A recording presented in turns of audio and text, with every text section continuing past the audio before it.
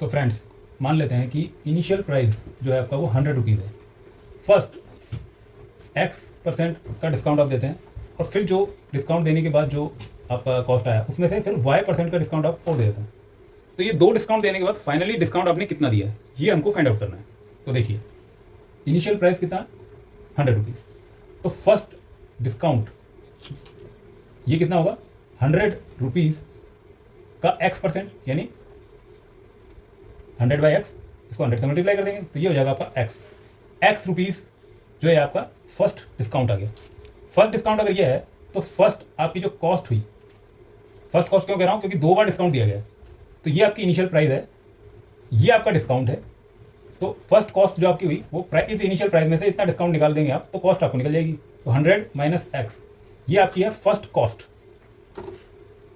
पहला डिस्काउंट निकालने के बाद कॉस्ट जो बचेगी वो ये होगी प्रोडक्ट पे। लेकिन प्रोडक्ट इतने पे सेल नहीं किया गया है, क्या किया गया, एक सेकंड डिस्काउंट और दिया गया, कितना, Y% का। अब ये जो Y% का डिस्काउंट दिया गया ये किस पे दिया गया, ये सेकंड, ये जो आपकी फर्स्ट कॉस्ट आई थी इस पे दिया गया। तो यानी अगर हमें ये डिस्काउंट कैलकुलेट करना है कि सेकंड डिस्काउंट कितना हुआ, तो वो इस जो आपकी फर्स्ट कॉस्ट आई, फर्स्ट डिस्काउंट निकालने के बाद जो कॉस्ट आई उसे आपको मल्टीप्लाई करना होगा Y% से। ठीक है, इसको मैं थोड़ा सिंप्लीफाई करके लिख देता हूँ।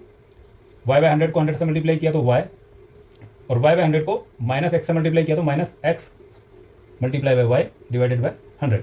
ये क्या आया, ये आपका सेकंड डिस्काउंट आया। अब सेकंड डिस्काउंट के बाद आपको कॉस्ट निकालनी है कि आखिर अब इस प्रोडक्ट की कॉस्ट कितनी हुई। तो ये था आपका फर्स्ट डिस्काउंट के बाद कॉस्ट, उसमें से आपने इतना डिस्काउंट और दे दिया। तो अब आपकी जो फाइनल कॉस्ट होगी, फाइनल कॉस्ट वो क्या होगी, ये जो फर्स्ट कॉस्ट थी जिसमें से आपने ये डिस्काउंट निकाल दिया, इसमें से ये डिस्काउंट अगर निकाल देंगे तो फाइनल कॉस्ट आ जाएगी। तो 100 माइनस X जो कि हमारी पहले डिस्काउंट के बाद कॉस्ट थी, उसमें से दूसरा जो डिस्काउंट दिया इसको मैं माइनस कर देता हूँ। ठीक है, तो ये कितना हो गया, 100 माइनस X माइनस Y और प्लस XY डिवाइडेड बाय 100। ये क्या है, ये आपका फाइनल कॉस्ट आ गया। आपने एक प्रोडक्ट 100 रुपीज़ का था, उस पर पहले X डिस्काउंट दिया, तो X डिस्काउंट देने के बाद वो 100 माइनस X रुपीज़ का हुआ। उसके बाद इस 100 माइनस X पे Y डिस्काउंट, Y% डिस्काउंट दिया। तो अब जो फाइनल कॉस्ट आपको उस प्रोडक्ट की मिली वो ये मिली। अब अगर मैं इस 100 में से इस फाइनल कॉस्ट को माइनस कर दूं तो मुझे ओवरऑल मैंने कितना डिस्काउंट दिया वो मिल जाएगा।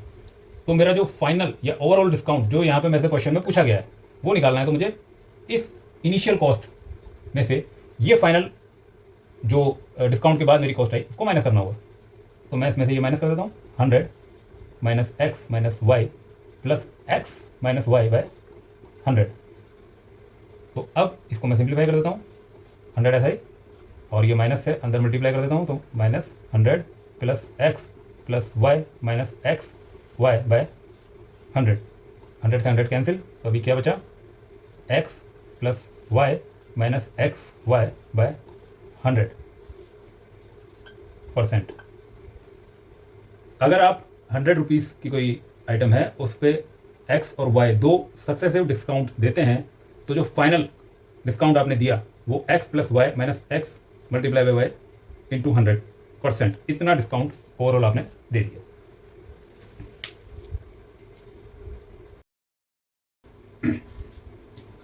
सो फ्रेंड्स, यहाँ पे हमें A डिवाइडेड बाय B की वैल्यू फाइंड आउट करनी है और हमें ये गिवन है। अब हम थोड़ा सा इसको सिंप्लीफाई कर लेते हैं। इसे मैं क्या लिख सकता हूँ, 4 डिवाइडेड बाय 100, और इसको मैं क्या लिख सकता हूँ, 4 डिवाइडेड बाय 10। ठीक है, और इस पूरे को मैं अंडर रूट में ले लेता हूँ क्योंकि यहाँ पे अंडर रूट दिया हुआ है, मल्टीप्लाई बाय ये जो था A, इसको मैं अलग से लिख देता हूँ। ठीक है, ये जो दिया हुआ है इसे क्या लिख सकता हूँ मैं, 4 डिवाइडेड बाय 1000। 1000 क्यों, क्योंकि पॉइंट के बाद 1 2 3 तीन प्लेसेस तक है, तो मैं इसमें 4 डिवाइडेड बाय 1000, 1 के बाद 3 जीरो लगा देंगे। पॉइंट के बाद जितने अपने पास अंक हैं उतनी हम यहाँ नीचे ज़ीरो लगा देते हैं। ऐसे यहाँ पॉइंट के बाद 1 है तो हम लिख देंगे इसको 4 बाय 10 और multiply by under root B. ठीक है, अब देखिए ये क्या है, 4 इंटू 4, 4 इंटू 4, मैं एक बार ऐसा लिख सकता हूँ 4 multiply by 4 divided by under root of 100 into 10 यानी 1000 या 10 की पावर 3 ऐसा लिख सकता हूँ, multiply by under root of A. और ये क्या है 4 इंटू 4 यानी मैं इसको लिख सकता हूँ 16 डिवाइडेड बाय 1000 इंटू 10, मैं इसको लिख सकता हूँ 10 की पावर 4। 10 की पावर 4 आपको क्लियर हो गया। यहाँ पे कितनी जीरो है, 1 2 3 और एक ये 4, तो 10 की पावर 4 हो गया। ठीक है, multiply by under root B. अब देखिए ये जो है इसे मैं क्या लिख सकता हूँ 4 इंटू 4 और उसका अंडर रूट लिया हुआ है, तो मैं इसको लिख सकता हूँ 4 डिवाइडेड बाय 10 की पावर 3 का होल रूट और अंडर रूट ऑफ ए, और बाकी टर्म एज इट इज रह जाएंगी ये। अब देखिए हम यहाँ पे एक काम कर सकते हैं, मैं इसको एज इट इज लिख देता हूँ। अब ये जो रूट ऑफ ए और रूट ऑफ बी, तो रूट ऑफ बी को मैं इस तरफ ले आता हूँ, तो मैं इसको लिख सकता हूँ under root of A divided by under root of B. ठीक है, और ये सारा जो है इसे मैं इस तरफ ले आता हूँ, तो ये क्या हो जाएगा 16 बाई 10 की पावर 4, ये तो एज इट इज।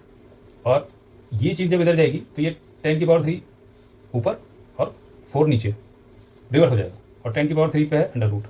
ठीक है, अब हमसे क्या पूछा गया है, हमसे पूछा गया है ए बाई बी, और यहाँ पे हमको क्या मिल गया, root of A by root of B. तो हमें इसका स्क्वायर करना पड़ेगा, तो इसका हम स्क्वायर कर देते हैं और साथ में इसका भी स्क्वायर कर देते हैं। तो जब हम इसका स्क्वायर कर देते हैं तो यहाँ तो हमें मिल गया ए बाई बी जो कि हमें चाहिए, और जब हम इसका स्क्वायर करते हैं तो क्या होगा, ये जो 4 है इससे ये 16 से 4 टाइम्स कट हो जाएगा, और अब हम इसका स्क्वायर करेंगे तो देखिए 4 का स्क्वायर कितना हुआ 16।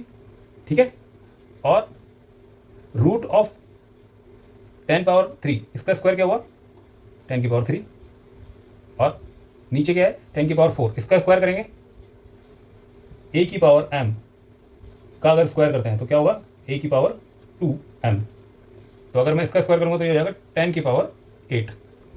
अब देखिए यहाँ 10 की पावर 3 ऊपर है, 10 की पावर 8 नीचे है, तो ये हो जाएगा 16 इंटू 10 की पावर, अब देखिए ए की पावर m डिवाइडेड बाय ए की पावर n, इसको मैं क्या लिख सकता हूँ ए की पावर m माइनस n।